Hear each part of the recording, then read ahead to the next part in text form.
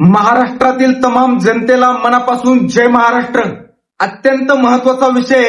हा व्हिडिओ कुणीही स्किप करू नका, कारण आपण या व्हिडिओमध्ये चर्चा करणार आहोत नसरापूर येथे जी घटना घडली आहे ना, मानवतेला काळीमा फासणारी, त्या घटनेविषयी आपण या व्हिडिओमध्ये सविस्तर चर्चा करणार आहोत. या व्हिडिओला कुणीच स्किप करू नका. सर्वात पहिल्यांदा व्हिडिओला सुरुवात करण्याच्या अगोदर द रिअल थॉट आपल्या या युट्यूब चॅनलला जर तुम्ही अजूनही सबस्क्राईब केलं नसेल ना, आत्ताच लगेच सबस्क्राईब करून टाका, बेल आयकॉन दाबा, जेणेकरून आपले सगळे व्हिडिओ तुमच्यापर्यंत सगळ्यात अगोदर पोहोचतील. लगेच सबस्क्राईब करा, बेल आयकॉन दाबा. चला आपण या व्हिडिओला आता सुरुवात करूया. व्हिडिओचा मुद्दा काय आहे? नसरापूर येथे जी घटना घडली आहे, मानवतेला काळीमा फासणारी, त्या घटनेबद्दल आपण या व्हिडिओमध्ये बोलणार आहोत. 65 वर्षाच्या म्हाताऱ्यानं एका 3 ते 4 वर्षाच्या चिमुकलीवर अत्याचार केला, क्रूर पद्धतीनं तिला मारून टाकलं. किती मोठं दुर्दैव आहे, किती मोठं दुर्दैव आहे. हा जो नराधम आहे ना, 65 वर्षाचा म्हातारा, याचा जर इतिहास बघितला ना, हा पहिलेही जेलमध्येच होता. हा जामिनावर बाहेर आलाय. पहिलेही यानं असेच अत्याचार केलेले आहेत महिलांवरती. अरे याने सख्या भावाच्या मुलीला नाही सोडलेलं, आणि सख्या भावाच्या मुलीवर यांनी अत्याचार केला होता, म्हणूनच हा जेलमध्ये होता 4-5 वर्ष. नंतर हा जामिनावर बाहेर आला. जर हा जामिनावर बाहेर आलाच नसता तर आज या 3 वर्षाच्या चिमुरडीला या नराधमाच्या बळी पडावं लागलं नसतं. बाहेर आल्याच्या नंतर या नराधमानं एका चिमुकलीला क्रूर पद्धतीने मारलं. कसं मारलं ऐकायचंय का? ऐकल्याच्या नंतर प्रत्येक जणाला शॉक बसल एवढ्या क्रूर पद्धतीने यानं मारलंय. तिच्या पाठीमाग आला, तिला असं सांगितलं, गाईच्या गोठ्यात चल, तुला मी गाई दाखवतो. गाईच्या गोठ्यात घेऊन गेला, तिच्यावर अत्याचार केला, नंतर तिला दगडानं ठेचलं. इथेही नराधम थांबला नाही. अत्याचार केला, नंतर दगडानं ठेचलं, आणि त्याच्यानंतर त्या मुलीचा, 3 वर्षाच्या चिमुरडीचा मृतदेह त्यानं शेणामध्ये पुरून ठेवला. एवढ्या क्रूर पद्धतीनं या नराधमानं आपल्या 3 वर्षाच्या चिमुरडीचा खून केला, अत्याचार केले तिच्यावर. आणि हा नराधम अजूनही जिवंत आहे. जिवंत राहतोच कस काय, हा सगळ्यांना प्रश्न पडायला पाहिजे. एवढ्या क्रूर पद्धतीने आपल्या महाराष्ट्रामध्ये मुलींवर अत्याचार होतात, आणि हे नराधम मोकळे फिरतात. या नराधमाला कायद्याचा धाक राहिलेलाच नाहीये. यांना माहित आहे आपलं कुणीच काही वाकडं करू शकत नाहीये. आपण किती जरी मुलींवर अत्याचार केले, कितीही मुलींना जर जिवंत मारलं ना, तरी सुद्धा आपलं कुणीच वाकडं करू शकत नाहीये, हे या नराधमांना माहिती आहे. मालेगाव मध्ये जी घटना घडली होती, त्या घटनेतही असंच घडलं. एका चिमुकलीला एका नराधमाच्या बळी पडावं लागलं. त्याच्यानंतर तिने जीव गमावला स्वतःचा. क्रूर पद्धतीने तिला मारलं होतं त्या नराधमानं. अजूनही त्या नराधमाला शिक्षा झालेलीच नाहीये. ना तर तो फासावर लटकवला, ना त्याचा एन्काउंटर झाला. मालेगाव प्रकरणामध्ये काहीही झालेलं नाहीये. किती मुलींवर अत्याचार होतात महाराष्ट्रामध्ये? महाराष्ट्राचा हा इतिहास आहे का? महाराष्ट्राचा इतिहास काय सांगतो? हा महाराष्ट्र छत्रपती शिवरायांचा आहे. ज्या छत्रपती शिवाजी महाराजांनी दुश्मनाच्या लेकी बाळीनं सुद्धा मातेचा दर्जा दिलाय, आज त्याच छत्रपती शिवाजी महाराजांच्या महाराष्ट्रामध्ये छत्रपती शिवरायांच्या लेकींवरच नराधम अत्याचार करतायत, आणि हे नराधम अजूनही जिवंत फिरतायत. कस काय? हा जो 65 वर्षाचा म्हातारा आहे, यानं 3 वर्षाच्या चिमुरडीवर अत्याचार केला, एवढ्या क्रूर पद्धतीने त्याला मारलंय. पोलीस कोठडीत आहे. पोलीस कोठडीत काय होणार आहे याला माहित आहे. 2-4 फटके पडणार आहेत. त्याच्यानंतर आपण जो गुन्हा केलाय त्याची जी काही शिक्षा असेल ना, 4-5 वर्षाची किंवा काय जी काय असेल ती XYZ, ती आपण आरामात जेलमध्ये खायला भेटतंय, राहायला भेटतंय, सगळ्या सुविधा आहेत. कोण काय करणार आहे आपलं?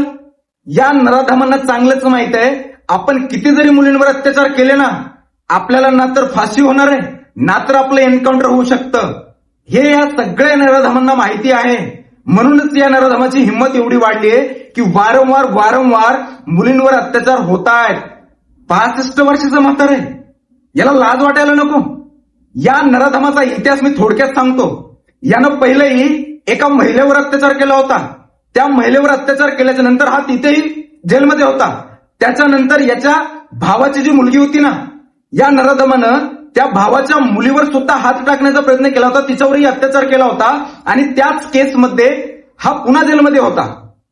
आणि नंतर मग जामिनावर हा नराधम बाहेर सुटून येतो आणि मग काही दिवसामध्ये हा नराधम एका 3 वर्षाच्या चिमुरडीवर एवढ्या क्रूर पद्धतीने अत्याचार करतो आणि तिला मारून टाकतो. जर हा जामिनावर बाहेर आला नसता, जर याला सुटका मिळाली नसती, आज ती 3 वर्षाची चिमुरडी जिवंत आपल्यामध्ये असती. इथली व्यवस्था नेमकं काय करते आणि ही व्यवस्था कोणासाठी आहे ना?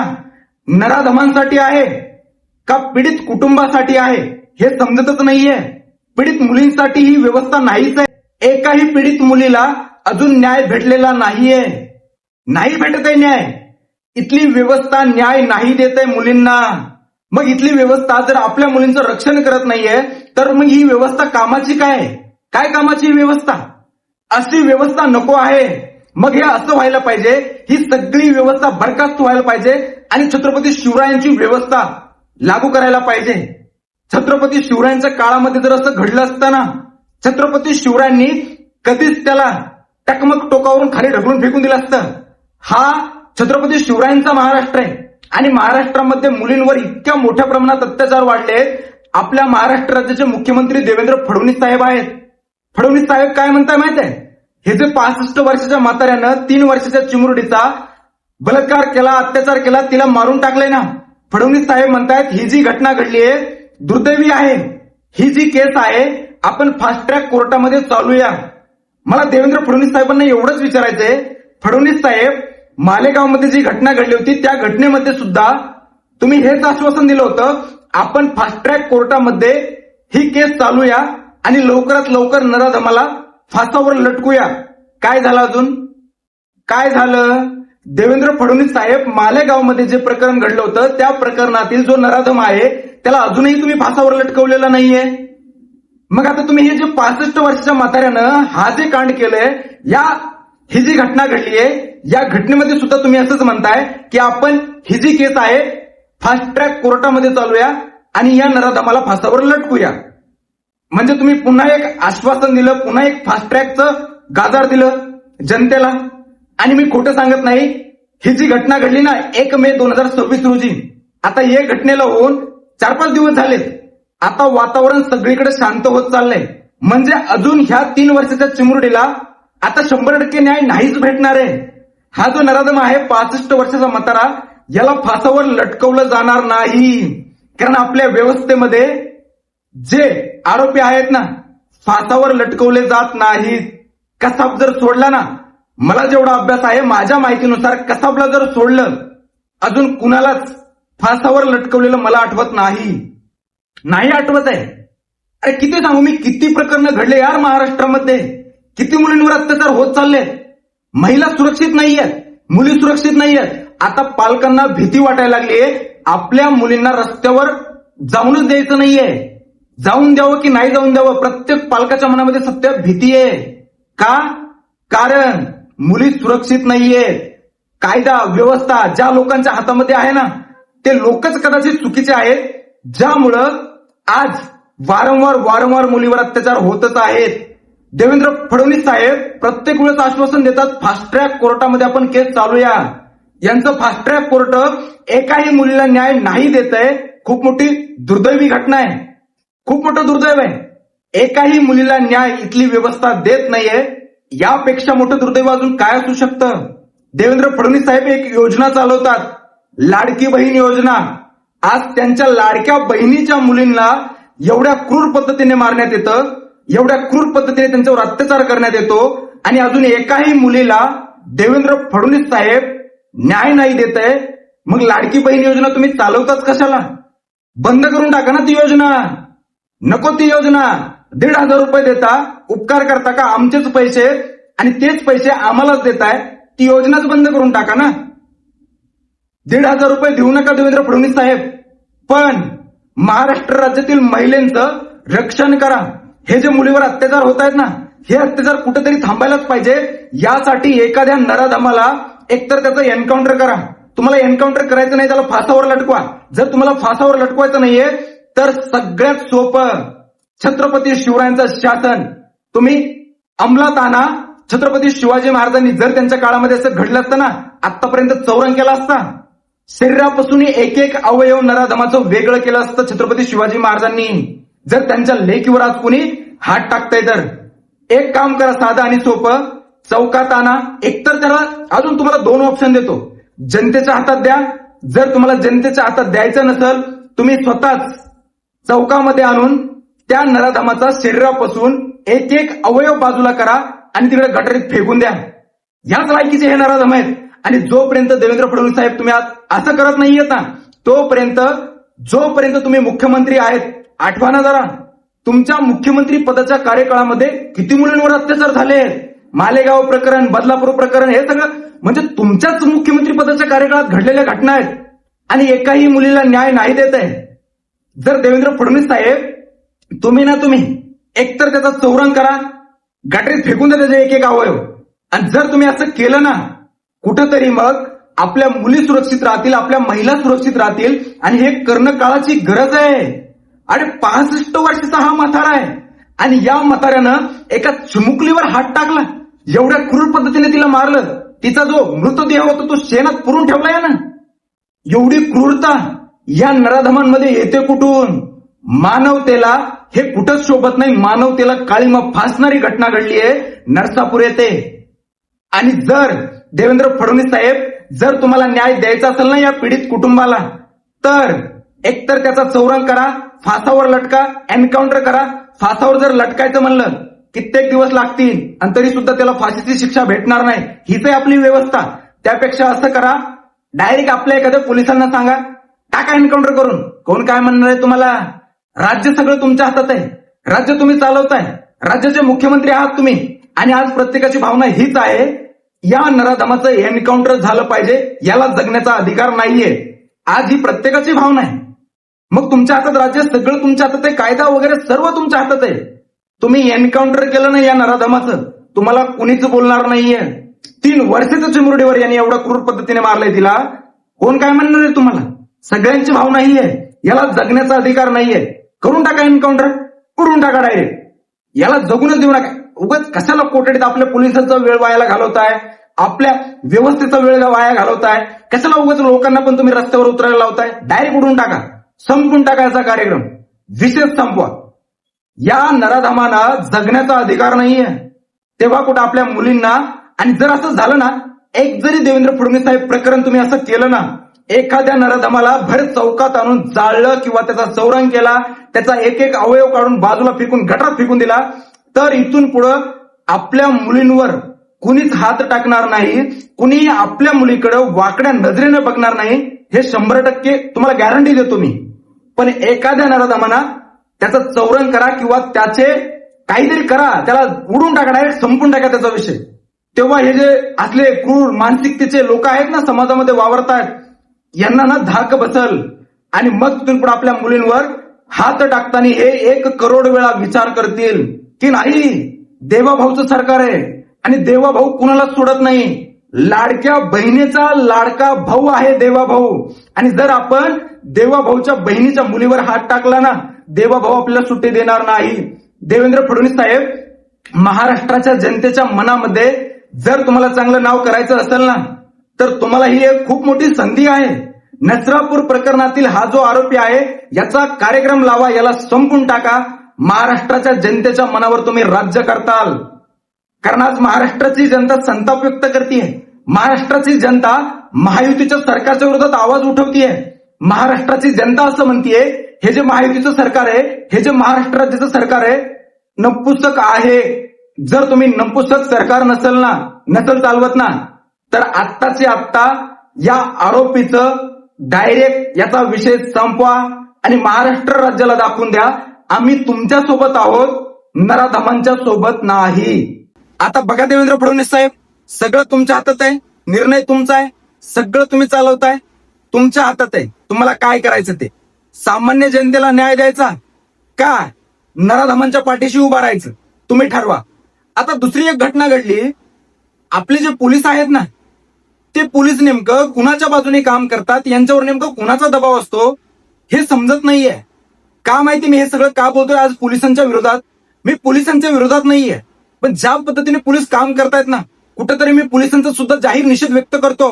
का माहित आहे, नसरापूरमध्ये जी घटना घडली, ज्या चिमुकलीवर 65 वर्षाच्या म्हाताऱ्यानं क्रूर पद्धतीने अत्याचार केले, तिला मारून टाकलं, त्या प्रकरणामध्ये पुणे येथे आंदोलन झालं. लोक जमा झाले, आंदोलन झाले, सामान्य जनता रस्त्यावर आली आणि न्याय मागत होती. त्याच वेळेस आपल्या पोलिसांनी लाठीचार्ज केला सामान्य जनतेवर. किती मोठं दुर्दैव आहे.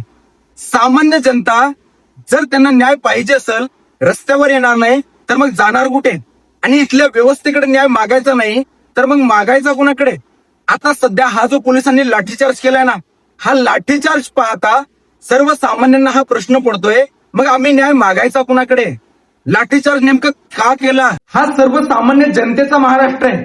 इथली व्यवस्था महाराष्ट्र राज्याची. सामान्य जनतेने या लोकांना सत्तेत बसवलं, निवडून दिलंय. आणि मग सर्वसामान्य जनता यांच्यावर जर अत्याचार होत असेल तर रस्त्यावर उतरणार नाही की मग जाणार तरी कुठं? आणि जर ही सर्वसामान्य जनता न्याय घेण्यासाठी जर रस्त्यावर उतरत असेल आणि जर आपलेच पोलीस आपल्याच लोकांवर लाठीचार्ज करत असेल, क्रूर पद्धतीने आपल्याच जनतेला मारत असणार, यापेक्षा मोठं दुर्दैव काय असू शकतं? मी पोलिसांचा सुद्धा जाहीर निषेध व्यक्त करतो. हे जे कृत्य केलं ना पोलिसांनी, लाठीचार्ज, मर्दानगी नाही दाखवली. आणि जे पुणे सांभाळतात ना, हे जे आपले पोलीस आहेत ना, जे पुणे सांभाळतात, यांनी एक स्टेटमेंट दिलं सोशल मीडियाला, कुठेही लाठीचार्ज झालेला नाहीये. कदाचित आपले जे महान पोलीस अधीक्षक आहेत ना, झोपेत काम करतात, म्हणतायत की लाठीचार्ज झालेला नाहीये. आता कमीत कमी व्हिडिओ बघितल्याच्या नंतर लाठीचार्जचे त्यांचे डोळे उघडले असावे, अशीच आपण एक प्रार्थना करूया आता. आणि जरा जागेत काम करा, झोपून कामं करू नका. सर्वसामान्य जनतेवर तुमचे पोलीस लाठीचार्ज करतात आणि तुम्ही डायरेक्ट सोशल मीडियाला बाईट देता की लाठीचार्ज झालेला नाही. किती मोठं दुर्दैव आहे. जरा झोपा कमी काढा, उघडे डोळे ठेवून काम करा, एवढीच प्रार्थना तुमच्याकडे. बाकी आपण पोलिसांना आता जे काय आहे कायद्याने सगळ्या गोष्टी योग्य पद्धतीने निष्पापपणे चौकशी करून पटक्यास डायरेक्ट एन्काउंटर करा, विषय संपवा. आता अजून एक महत्वाचा विषय, हा विषय खूपच महत्वाचा आहे. आजपर्यंत मी कुठेच असं पाहिलेलं नाहीये. तो विषय मी आज पहिल्यांदा तुमच्या पुढे मांडतोय आणि तुम्हाला सांगतोय. बघा, तुम्हाला पटलं घ्या, नाही पटलं सोडून द्या, पण हा विषय तुम्हाला सांगणं खूप गरजेचं आहे. विषय काय आहे माहिती का? आज प्रत्येक मुलीच्या बापाला आज मी गर्वाने आणि अभिमानाने एक प्रश्न विचारतो.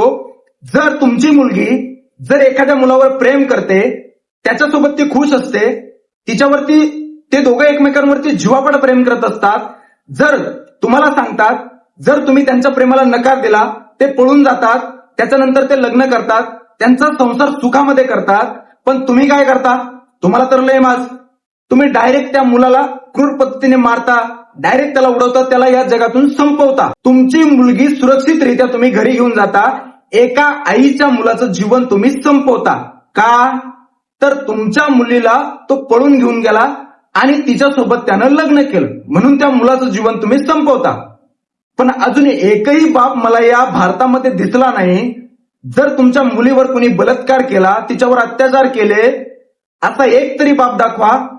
बलात्कार करणाऱ्याला, तो जो नराधम आहे ना, त्याला तुम्ही मारलं, त्याला तुम्ही याच मातीत गाडलं, किंवा त्याला या दुनियेतून तुम्ही संपवलं, असा एक बाप दाखवा. अरे, प्रेम करणाऱ्याला तुम्ही मारता, तुमच्या मुलीला या जगातून संपवणाऱ्याला तुम्हाला का मारत नाहीये? खूप मोठा प्रश्न आहे. असा एकही बाप नाहीये. जर आपल्या मुलीवर अत्याचार केला, बलात्कार केला ना, ज्या नराधमानं बलात्कार केला, ज्या नराधमानं अत्याचार केले, एकही बाप नाहीये त्या नराधमाला शिक्षा देऊ शकतो. अरे, टाका ना डायरेक्ट मारून, काय होणार आहे? तुम्हाला सजाच होणार आहे ना. किती होणार आहे सजा? अरे, हे भाडकाऊ साले आपल्या मुलीवर अत्याचार करतात, मस्त जेलमध्ये जाऊन बसतात, बेसन भाकर कांदा बिंदा सगळं खायला भेटतं त्यांना, आपल्याला भेटणार नाहीये का? तुमच्या तर मुलीवर अत्याचार होतोय, टाका ना यांना उडून. डायरेक्ट सांगा. मी तर म्हणतो, मी तर आव्हान करतो भाऊ जनतेला, जर तुमच्या मुलीवर कोणी अत्याचार करेल, जर वाकड्या नजरेने तुमच्या मुलीकडे कोणी बघल ना, केस वगैरे काही दाखल करू नका, डायरेक्ट त्याला संपवा डायरेक्ट त्याला. त्या नराधमांना जगण्याचा अधिकार नाहीये. जर आपल्या मुली आज सुरक्षित नाहीयेत ना, मग आपलं सुरक्षित राहून नेमकं करायचं तरी काय? हे नराधम साले, यांना कायद्याचा धाक राहिलेला नाहीये. कारण यांना माहितीये, कायदा कानून व्यवस्था चुकीच्या लोकांच्या हातामध्ये, आपलं कुणीही वाकडं करणार नाहीये. त्यामुळं हे लोक वारंवार आपल्या मुलीवर अत्याचार करत आहेत.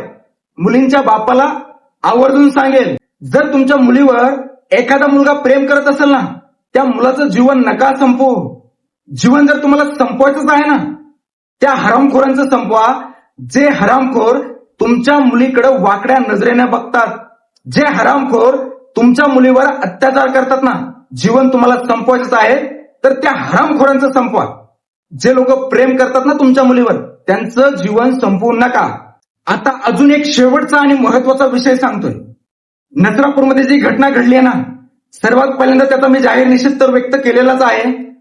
पण जे पीडित त्या मुलीचे जे वडील आहेत ना, त्यांनी सध्या एक महाराष्ट्राला आवाहन केलं, जोपर्यंत मला न्याय भेटत नाहीये, जोपर्यंत त्या नराधमाला फासावर लटकवलं जात नाहीये, कोणत्याही राजकारण्यानं माझ्याकडे येऊ नका, मला भेटायला येऊ नका. आता माहिती नाही तुम्हाला काय वाटतंय, हे जे आश्वासन त्या मुलीच्या वडिलांनी केलंय ना, मला असं वाटतंय की ते आश्वासन चुकीचं आहे. जर आपल्या पाठीमागं जर ताकदच नसल, हे सरकार काय झुकणार आहे का? हे गेंड्याचं सरकार आहे, गेंड्याच्या कातड्याचं सरकार आहे. या सरकारला कुणाचंही काहीही घेणं देणं नाहीये. जर हे सरकार सामान्य जनतेचं असतं, मग तेव्हा त्या मालेगाव प्रकरणातील आरोपीला फाशीची शिक्षा दिली असती ना. आता ही जी नसरापूरमध्ये जी घटना घडली, 65 वर्षाच्या म्हाताऱ्यानं जे आपल्या चिमुकलीवर अत्याचार केलाय, जर त्या नराधमाचं एन्काउंटर करायचं असेल, फासावर लटकवायचं असेल, तर सरकारला दबावाखाली आणणं खूप गरजेचं आहे. आणि हे जे मुलीच्या वडिलांनी महाराष्ट्राला आश्वासन दिलंय ना, कुठेतरी ते आश्वासन मला असं वाटतं की त्यांचं चुकीचं आहे. जर तुमच्या मागं ताकदच नसेल, तुम्हाला न्याय कसा भेटणार? संघर्ष होता. मनोज जरांगे पाटील तुम्हाला भेटण्यासाठी येत होते, निघालेही होते, पण त्यांनी तुमचा एक व्हिडिओ बघितला की आम्हाला कुणीही भेटायला येऊ नका. जरांगे पाटलांनी तो दौरा रद्द केला.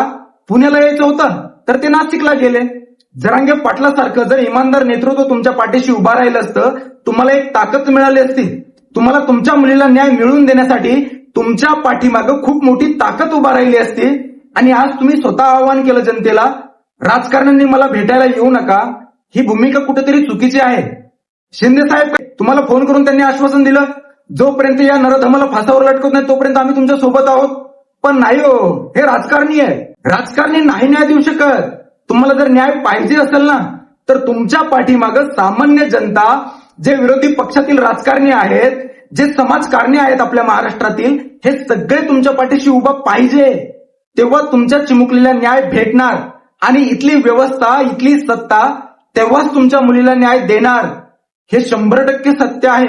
आता तुम्हीच बघा ना, तुम्ही बघा, तुम्ही आव्हान केल्याच्या नंतर सगळीकडे महाराष्ट्र शांत झालाय. कुठेही आता तुमच्या मुलीसाठी आवाज उठवला जात नाहीये.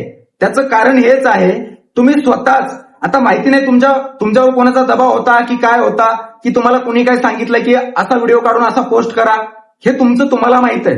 पण तुमच्या मुलीला, तुमच्या चिमुकलीला न्याय मिळवून देण्यासाठी आम्ही तुमच्या पाठीमागं 100% ठामपणे उभा आहोत. पण तुम्ही जे आव्हान केलंय ना, ते चुकीचं आहे दादा. हे आव्हान तुम्ही मागे घ्यायला पाहिजे. सगळ्यांची मदत घेऊन तुमच्या चिमुकलीला न्याय मिळवून द्यायला पाहिजे. अरे इथली सत्ता, इथली व्यवस्था चिमुकल्यांना न्याय नाही देते. आपण फक्त मेणबत्ती जाळू शकतो. मेणबत्ती जाळून फक्त सरकारचा जाहीर निषेध व्यक्त करू शकतो आणि फक्त मेणबत्त्याच आपण जाळू शकतो. दुसरं आपण काहीच करू शकत नाही. पण तुमच्या पाठीमागे जर ताकद उभा राहिली ना, सरकारला झुकवावं लागतं. सरकार झुकत असं नाही. झुकवण्याची ताकद आपल्यात असली पाहिजे. आणि तुमच्या पाठीमागे जेव्हा समाजकारणी, राजकारणी, सामान्य जनता जेव्हा उभा राहील ना, तेव्हा तुमच्या चिमुकलीला न्याय भेटल. त्यामुळे दादा एवढंच सांगल, आम्ही तर तुमच्यासोबत कालही होतो, आजही आहेत आणि उद्याही असणार. आता तुम्हीच तुमची भूमिका घ्या की सामान्य जनतेचा पाठिंबा तुम्हाला पाहिजे नाही पाहिजे. तुम्ही जे आव्हान केलंय ते आव्हान कुठेतरी चुकीचं आहे असं मला वाटतंय. बाकी तुमचं आता मत आहे, तुमचा निर्णय आहे. तुम्हाला काय वाटतं हे तुमचं तुम्हालाच माहित आहे. माहिती नाही तुम्ही अशी भूमिका का घेतलीये, पण तुमची ही जी भूमिका आहे ना, भारतामध्ये पहिल्यांदाच असं घडलंय, पीडित कुटुंबानं आव्हान केलंय जनतेला, मला कुणीच भेटायला येऊ नका. भारतामध्ये अशी पहिलीच घटना घडली आहे. ज्या मुलींवर अत्याचार होतो ना, त्या मुलीचे आई वडील असो, त्यांचा सगळा परिवार असो, त्या मुलीचा सगळा परिवार महाराष्ट्राच्या जनतेला आव्हान करताना पाहिला की मला न्याय मिळवून द्या, माझ्या पाठीमागे उभा राहा. पण ही जी तुम्ही भूमिका घेतली आहे ना, ती भूमिका कोणालाच समजली नाही. नेमकं हे आव्हान तुम्ही का जनतेला केलंय, राजकारण्यांना का केलंय, कुणालाच समजलेलं नाहीये. आणि जर तुमच्याकडे कुणीच आलं नाही, त्याचा परिणाम तुम्हाला दुसऱ्याच दिवशी दिसतोय. सगळीकडे महाराष्ट्रात वातावरण शांत झालेलं आहे. बाकी तुमचं मत, तुमचा निर्णय. जोपर्यंत तुमच्या चिमुकलेला न्याय नाही भेटत आहे, आम्ही तुमच्या पाठीमागे ठामपणे उभा आहोत. तुम्ही कधीही आव्हान करा, केव्हाही आव्हान करा. तुमचं दुःख समजण्यासाठी एक बाप व्हावं लागतं आणि एका बापालाच दुःख हे समजू शकतं. तुम्ही त्या मुलीचे बाप आहात, तुम्हाला माहिती तुमच्यावर काय बितत असेल. सगळं तुम्हीच सध्या सहन करताय, पण तुम्ही जेव्हाही कधी हाक आम्हाला देताल ना, आम्ही सगळं काही सोडून तुमच्या पाठीमागे ठामपणे उभा राहू, हे तुम्हाला आश्वासन देतो. बाकी या व्हिडिओमध्ये मला एवढंच सांगायचं होतं, ही जी क्रूरता, ही जी नीच मानसिकता सध्या महाराष्ट्रामध्ये अशी वर यायला लागली ना, ही मानसिकता कुठेतरी ठेचायला पाहिजे. या नराधमांना जागच्या जागीच यांना फास आवळायला पाहिजे. नाहीतर हे नराधम आज आपल्या या चिमुकलीचा जीव घेतलाय, उद्या कोण, हा सुद्धा प्रश्न पडतोय. त्यामुळं अशा नराधमांना जगण्याचा अधिकार नाही. असे नराधम संपवलेच पाहिजेत. महाराष्ट्रामधून ही जी नीच मानसिकता आहे, ही जी नीच क्रूरता आहे, ही संपवायला पाहिजे. देवेंद्र फडणवीस साहेब आता काय करतात या प्रकरणामध्ये, हे जे फास्ट ट्रॅक कोर्टाचं जे गाजर दिलं जातंय ना, फास्ट ट्रॅक कोर्टामध्ये तुम्हाला न्याय नाही भेटणार. आणि जर न्याय भेटत असेल ना, तर पहिल्या मुलींना न्याय का नाही भेटला अजूनही, हा बी खूप मोठा प्रश्न आहे. खूप सारे प्रश्न आहेत, आपण दुसऱ्या एका व्हिडिओमध्ये चर्चा करूया. पण आता या व्हिडिओमध्ये आपण इथेच थांबतोय. व्हिडिओ जर आवडला असेल, लाईक करा, शेअर करा, कमेंट करा आणि पुन्हा एकदा हक्काने सांगाल, जर द रिअल थॉट आपल्या युट्यूब चॅनलला जर तुम्ही अजूनही सबस्क्राईब केलं नसेल ना, आताच सबस्क्राईब करा, बेल आयकॉन दाबा. आपण तेच बोलतो जे सत्य असतं. व्हिडिओ जर आवडला असेल, आपल्या चॅनलला लगेच सबस्क्राईब करा. बाकी थांबतो, तुमच्या सर्वांची रजा घेतो. तुम्हाला मनापासून पुन्हा एकदा जय महाराष्ट्र. थांबतो, रजा घेतो. जय महाराष्ट्र.